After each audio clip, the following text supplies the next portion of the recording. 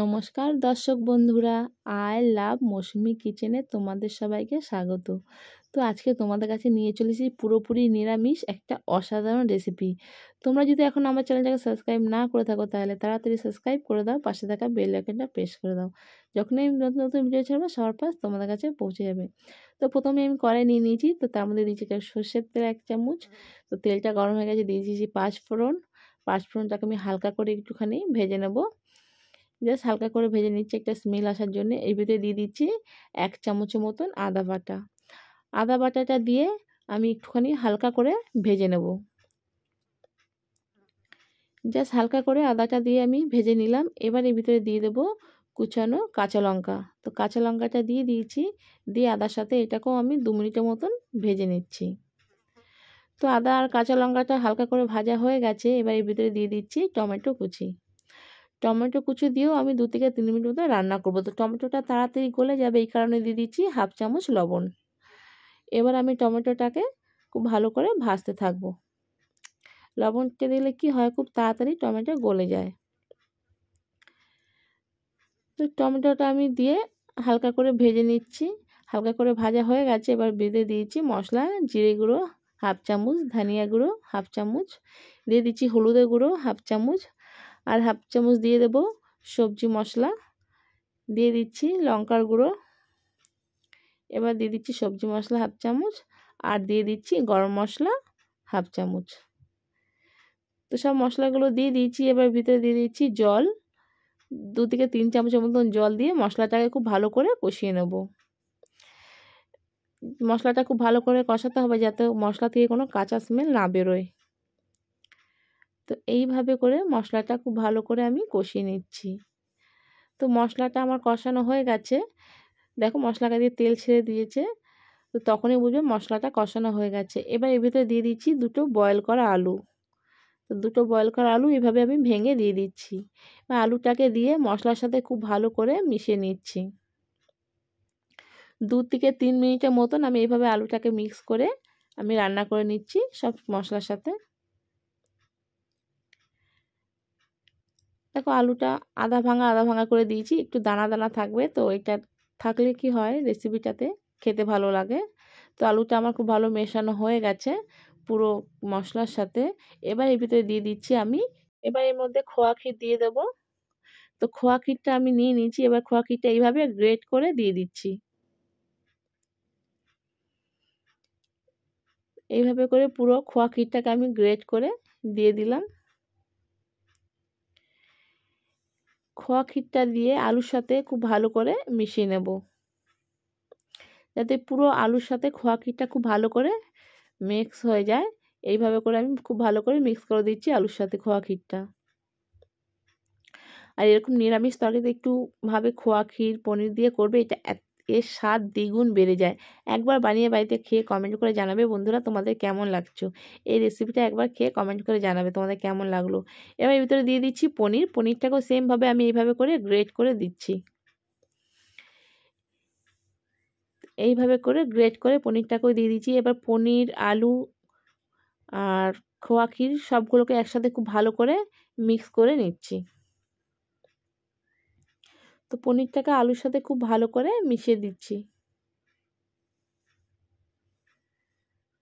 তো এইভাবে ফুল রেসিপিটা দেখবে, স্কিপ করবে না। আর এইভাবে রেসিপিটা বাড়িতে একবার বানিয়ে খেয়ে আমাকে কমেন্ট করে জানাবে তোমাদের কেমন লাগলো। এবার এর ভিতরে দিয়ে দিচ্ছি 1/2 চামচ চিনি। যেহেতু নিরামিষ তরকারি একটু চিনি না দিলে ভালো লাগে না, তো আমি দিলাম। এটা অপশনাল, আপনারা চাইলে দিতেও পারেন, নাও দিতে পারেন, স্বাদের কোনো হেরফের হবে না। তো 1/2 চামচ চিনি দিয়ে আমি খুব ভালো করে চিনিটাকে পুরো আলুটার সাথে মিশিয়ে নিচ্ছি। তো চিনিটা দিয়ে মিক্স করা হয়ে গেছে। এবার দিয়ে দেবো এর ভিতরে কিছু ধনেপাতা কুচি। ধনেপাতাটা দিয়েও খুব ভালো করে আমি আলুর সাথে মিশিয়ে নিচ্ছি।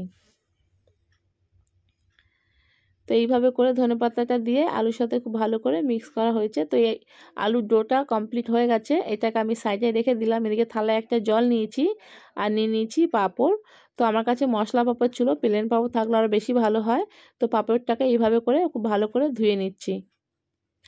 তো পাঁপড়টাকে এপিট টুপিট করে খুব ভালো করে ধুয়ে নিতে হবে। যেহেতু এটা মশলা পাঁপড়, এই জন্য একটু ভিজতে সময় লাগছে, নাহলে প্লেন পাঁপড় নেবে এতক্ষণ লাগে না। এপিটুপি ধুয়ে সঙ্গে সঙ্গে তুলে নিলে হবে। তো এইভাবে করে আমি এক এক করে সব পাঁপড়গুলো ধুয়ে নিচ্ছি, মানে ভালো করে পাঁপড়টাকে ভেজাচ্ছি যাতে পাঁপড়টা সফট হয়ে যায়, এই কারণে পাঁপড়টাকে আমি ধুচ্ছি। তো সব পাঁপড়গুলো আমার ধোয়া হয়ে গেছে, দেখো এইভাবে করে পাঁপড়টা ধুয়ে।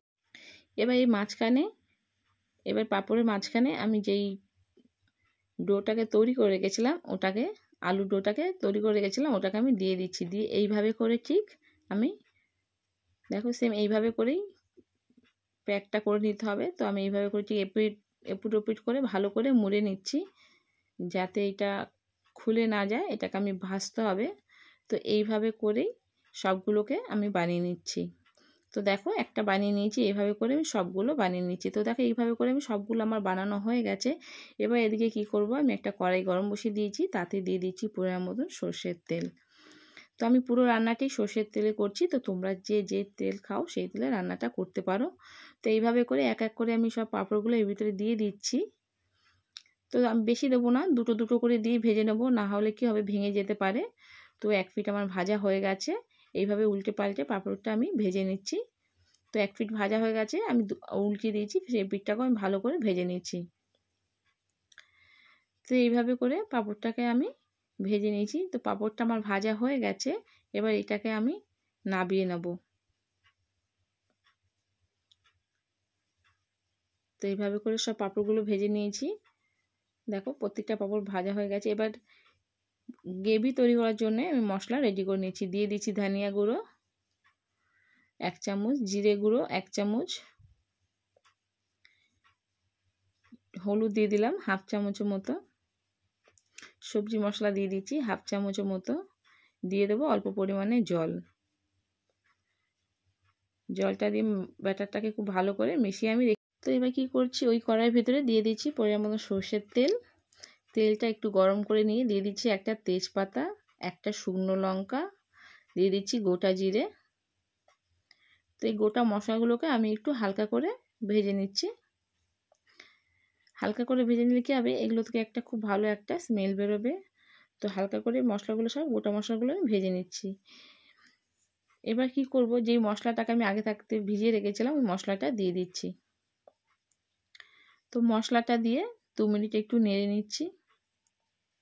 2 মিনিটের মধ্যে নেড়ে চেড়ে নিতে হবে। মশলাটাকে খুব ভালো করে কষিয়ে নিচ্ছি যাতে মশলা দিয়ে কোনো একটা কাঁচা স্মেল না বেরোয়।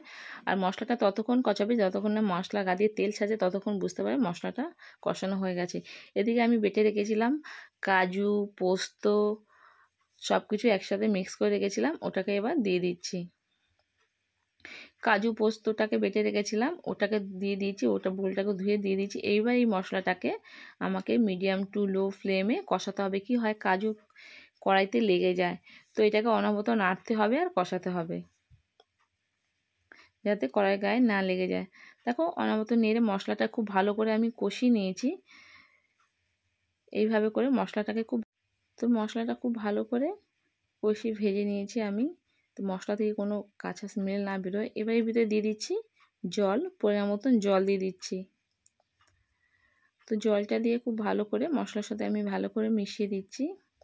এবার এটাকে আমি রান্না করে নেবো 5 থেকে 7 মিনিটের মতো আমি এটাকে রান্না করে নিচ্ছি।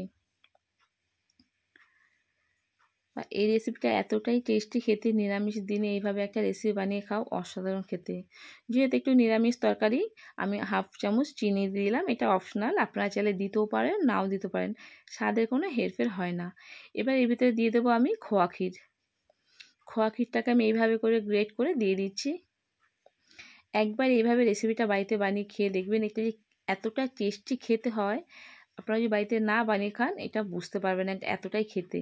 আর এরকমভাবে পাঁপড়ের রেসিপি নিরামিষ দিনে অসাধারণ খেতে। তো সবাইকে রিকোয়েস্ট করব একবার এইভাবে রেসিপিটা বাড়িতে খেয়ে আমাকে কমেন্ট করে জানাবেন আপনাদের কেমন লাগলো। আশা করি আপনাদের খুব ভালো লাগবে। তো ঝোলটা ফুটে এসে এবার দিয়ে দিলাম ভিতরে 1/2 চামচের মতন গরম মশলা আর কিছু ধনেপাতা কুচি। তো আমি এতটাই গ্রেভি রাখবো, এর বেশি মারবো না, তাহলে কী হবে ঝোলটা পাঁপড় দিলে আরও টেনে যাবে। নামানোর আগে দিয়ে দিলাম আমি 1/2 চামচ ঘি। এবার যেই পাঁপড়গুলো ভেজে রেখেছিলাম এগুলো আমি এক এক করে দিয়ে দেবো। পাঁপড়টা দিয়ে বেশিক্ষণ এটাকে রান্না করা যাবে না, তাহলে কী হবে পাঁপড়টা একদম গলে যাবে আর গ্রেভিটা একদম টেনে যাবে, একদম শুকিয়ে যাবে। তো এবার আমি গ্যাসের ফ্লেমটাকে বন্ধ করে দেবো। গ্রেভিটা আমার এতটাই থাকবে। আর এইভাবে রেসিপিটা করে একবার তোমরা বাড়িতে বানিয়ে খেয়ে কমেন্ট করে আমাকে জানায় বন্ধুরা তোমাদের কেমন লাগলো। যদি ভালো লাগে লাইক, শেয়ার, সাবস্ক্রাইব, কমেন্ট করবেন। বাই বন্ধুরা।